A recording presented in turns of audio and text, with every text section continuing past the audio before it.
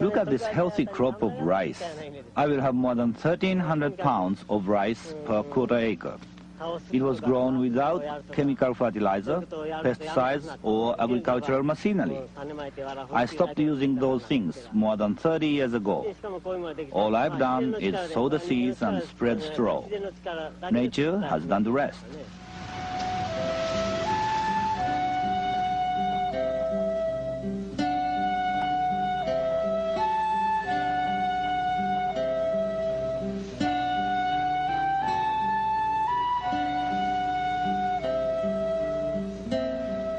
The man you just met is Masanobu Fukuoka, who farms and gardens in Japan. He's living proof that even though we live in an age of high technology and complexity, for living well at home, there's no substitute for the wisdom of simplicity. This is Vermont soil, a long way from those rice paddies in Japan. My name is Vic Sussman. And this is the way I found the garden when I moved here a few weeks ago.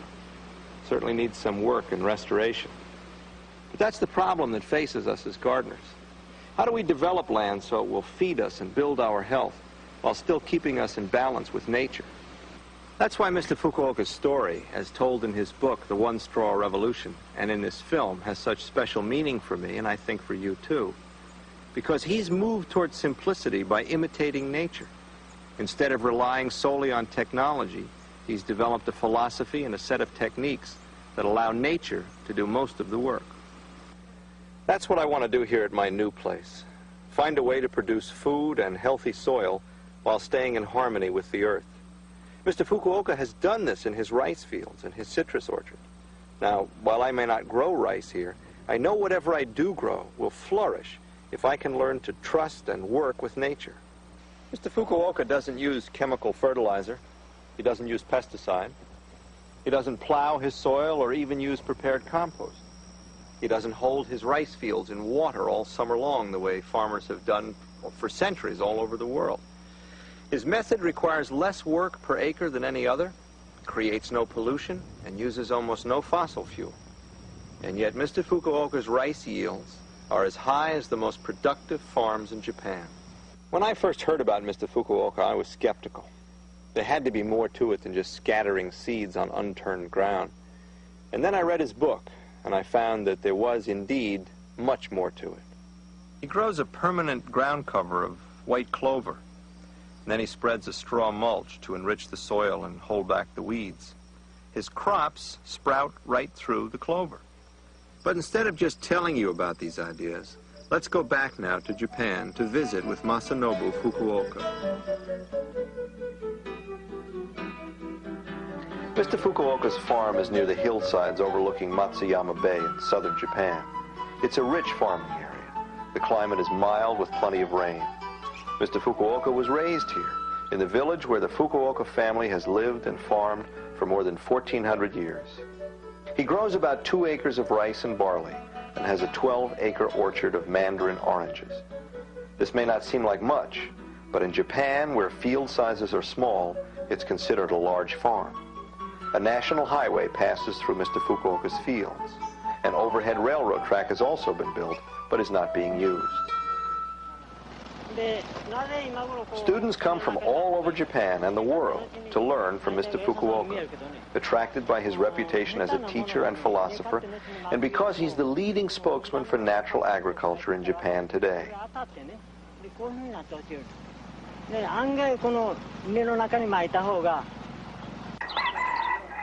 The students live in mud-walled huts in Mr. Fukuoka's orchard.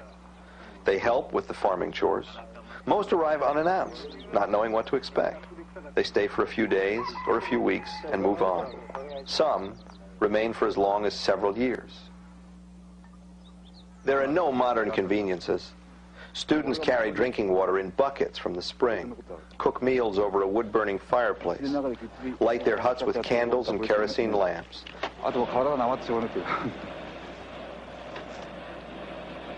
They live entirely on food they grow themselves or gather nearby. Wild herbs, vegetables, and fruit, fish from streams and ponds. They work hard from early morning each day. Their jobs vary with the season and the weather.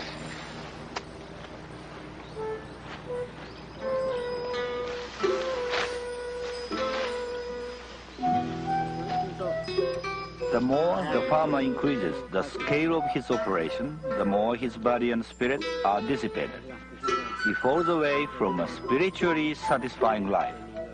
A life of small-scale farming may appear to be primitive, but it allows me to study the great way. I believe that if one deeply understands the everyday world in which one lives, the greatest of worlds will be revealed.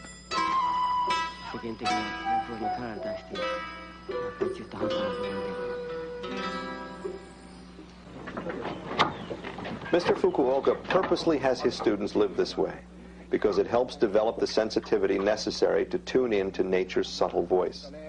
His philosophy is inspiring and has helped many people understand how they may live more thoughtfully here in America. Masanobu Fukuoka's farm is a rich mixture of trees, shrubs, herbs, and vegetables growing in a ground cover of weeds and clover. Chickens run freely foraging beneath the orchard trees, turning out the kind of eggs that can't be bought in stores. Goats are raised in the orchard too. The whole system works in harmony. Besides a traditional organic garden near his house in the village, Mr. Fukuoka grows vegetables in the spaces between the orchard trees. He mixes the seeds of cabbage, turnip, carrot, soybeans, cucumber, and many other vegetables and sows them in the spring. Then he cuts the clover and spreads the clipping over the seeds as mulch. Some vegetables go unharvested. They reseed and come up by themselves year after year, just as tomatoes, pumpkins, or corn will do in any garden. Mr. Fukuoka hasn't always lived on the farm. As a young man, he left his village home to be trained as a microbiologist. He worked in a laboratory in Yokohama as an agricultural customs inspector. Then, when he was 25 years old, Mr. Fukuoka had a flash of insight. He suddenly realized the perfect balance and abundance of nature.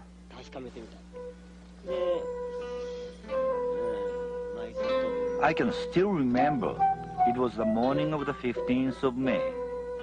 A night heron appeared, gave a sharp cry, and flew away into the distance. In an instant, all my doubts and confusion vanished. Everything I believed in was swept away with the wind. I felt that I understood nothing. My spirit became light and clear. All my agonies, dreams, and illusions disappeared. Something one might call true nature stood revealed. From the experience of that morning, my life changed completely. Despite the change, I remained a simple, foolish man. And there has been no change in this from then to now. Mr. Fukuoka saw that problems arise when people think they can improve on nature. So he decided to leave his job and returned home to test his ideas in his own field. At that time, modern technology and chemical agriculture were just being introduced in Japan. The combination of machines and chemicals allowed Japanese farmers to get about the same yields as before, but the work was cut by half or more. It seemed like a dream come true. And in one generation, almost everyone had switched to chemical agriculture. It wasn't so apparent then, as it is now, that the new system caused pollution and depleted the fertility of the soil. Masanobu Fukuoka imitates natural processes as closely as he can. He cooperates with nature instead of struggling to overcome it. Let's see now how Mr. Fukuoka's close-to-nature techniques work in his rice fields. Mr. Fukuoka coats his rice seed with clay, forming tiny pellets before sowing them. Years ago, he tried throwing the rice seed directly onto the ground, the way it would fall naturally, but birds and insects ate much of the seed, or it rotted before it could germinate. Then Mr. Fukuoka got the idea of coating the seeds with clay, pelletizing them, thus preventing birds, mice, and slugs from eating the seeds before they could sprout. Ingenious. To make the pellets, the seed is soaked overnight and then mixed with clay. Then it's pushed through chicken wire and allowed to dry in the sun for a day. Ideally, there will be one seed in each pellet. It's possible to make enough pellets in one day to seed several acres. The rice seed pellets are sown right into stands of ripening barley, about 3 or 4 weeks before harvest. Growing both rice and winter grain like barley in the same field every year helps to control weeds by never letting the land stay idle. It's always too full of rice or barley for weeds to get established. It's also an efficient way to use land. Despite the intensity of double cropping, the soil improves every year because Mr. Fukuoka returns all the rice and barley straw to the soil, which digests it into rich, fertile topsoil.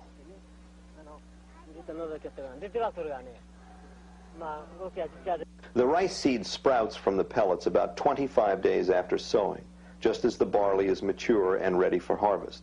The barley is harvested near the end of May.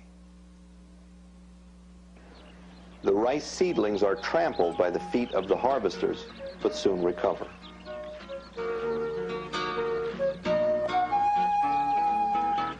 The usual way to develop a plan is to ask, how about trying this, or how about trying that?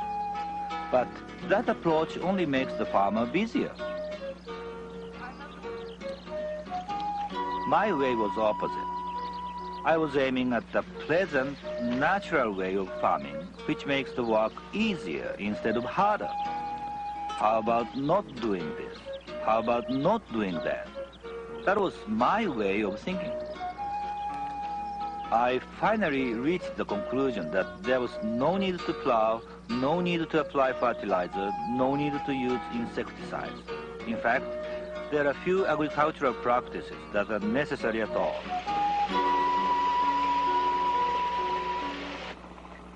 It really comes down to a series of simple tasks: scattering seed, spreading straw, harvesting. But it's taken him more than 30 years to reach this simplicity.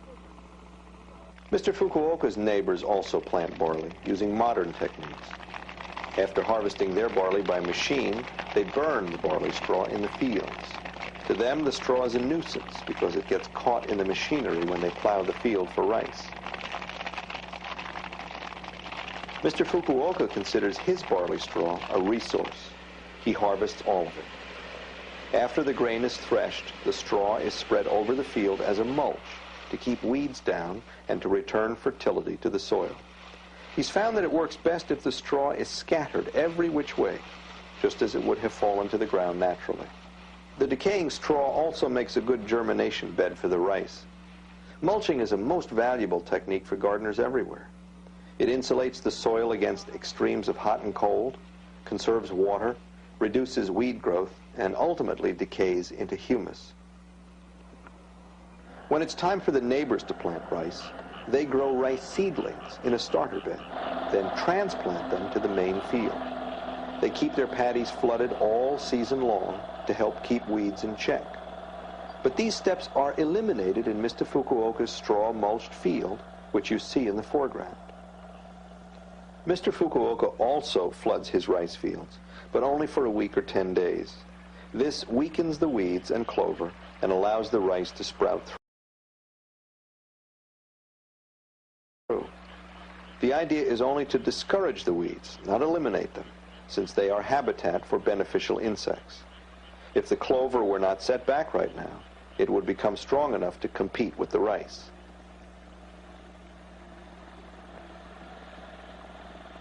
Do you see the rice seedlings in the clover and straw? Once the water is drained, the clover recovers, but only after the rice has become strongly established. Every few years, Mr. Fukuoka spread some chicken manure to help decompose the straw. He used to let ducks loose in the fields. They ate weeds and left manure all over. But construction of the national highway made it impossible for the ducks to get across the road and back safely. He now uses manure from a neighbor's chicken ranch.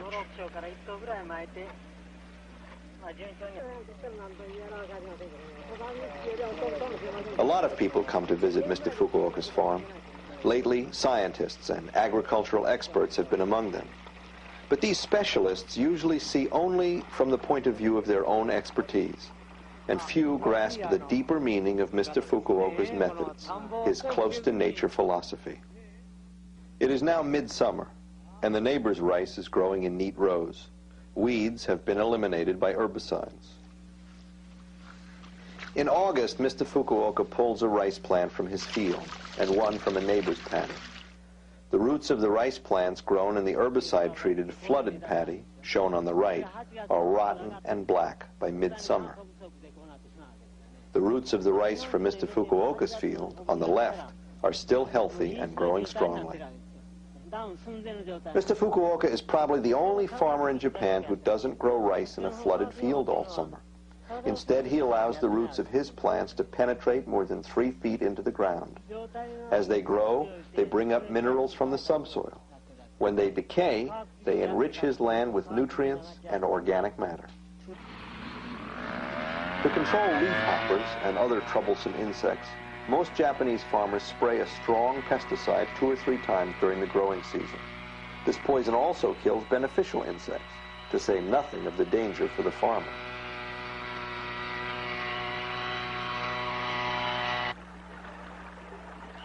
Mr. Fukuoka doesn't use pesticides of any kind. Many insects, earthworms, and small soil animals live in harmony with each other in his fields.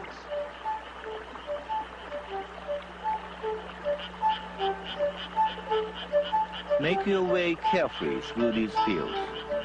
Insects, spiders, frogs, and dragonflies are everywhere. Moles and earthworms live under the ground. This is a balanced rice field ecosystem. Insect and plant communities live in harmony.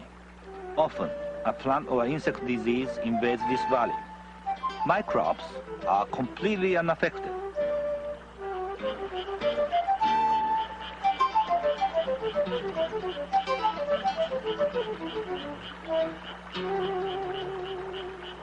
Mr. Fukuoka knows that every insect, even those most gardeners consider pests, has an important role to play.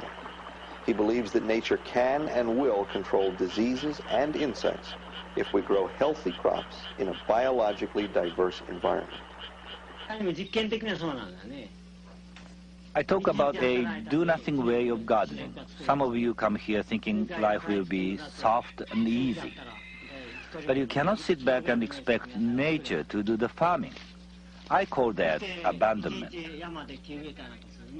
People tamper with nature, thinking they can improve it. This causes negative side effects, which are more difficult to repair. Almost all the work in farming is created in this way.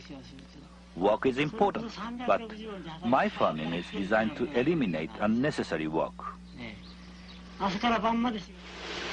In September, a typhoon lingered off the Japanese coast, causing wind and heavy rain for several days.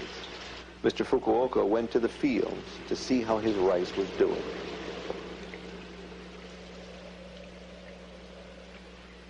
The rice was just blossoming, and I was worried that the flowers would be blown off before they could be pollinated. I knew I couldn't do anything about it anyway, but I couldn't help examining the heads of grain. I shouldn't be worried, only pray and accept my fate.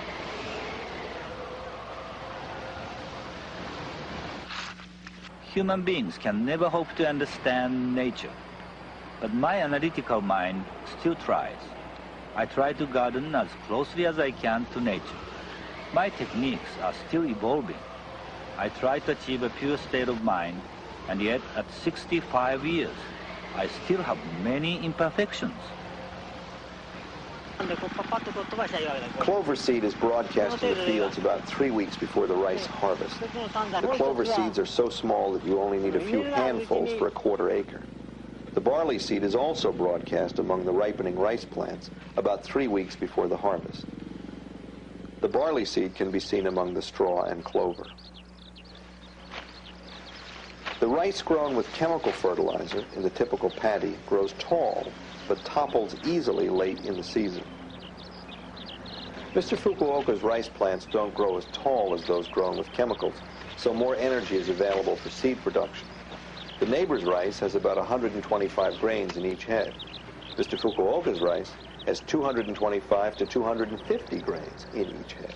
His yield is about 1,300 pounds per quarter acre, comparable to the yields of modern commercial agriculture. The rice harvest season is a joyous time. In celebration, the village shrine is carried through the streets.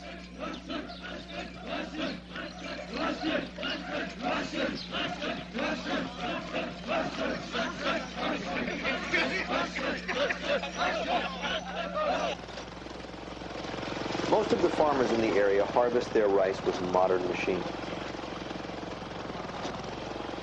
Mr. Fukuoka's harvest is done by hand. His students don't mind. They enjoy the silent harvest using traditional hand tools. At the time of the rice harvest, the barley is already sprouting beneath the rice.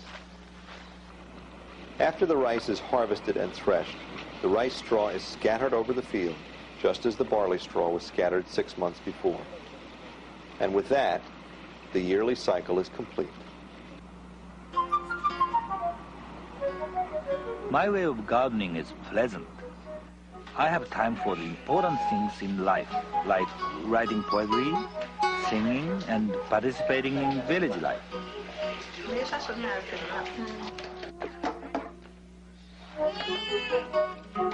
I have lived in this village nearly all my life. My wife and I raised 5 children here. We enjoy the company of our neighbors and the richness of our lives.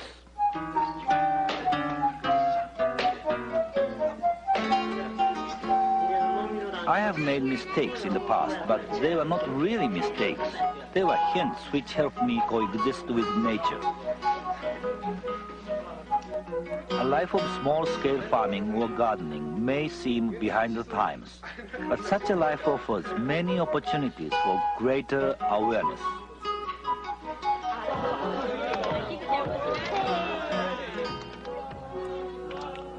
It doesn't matter how the harvest will come out.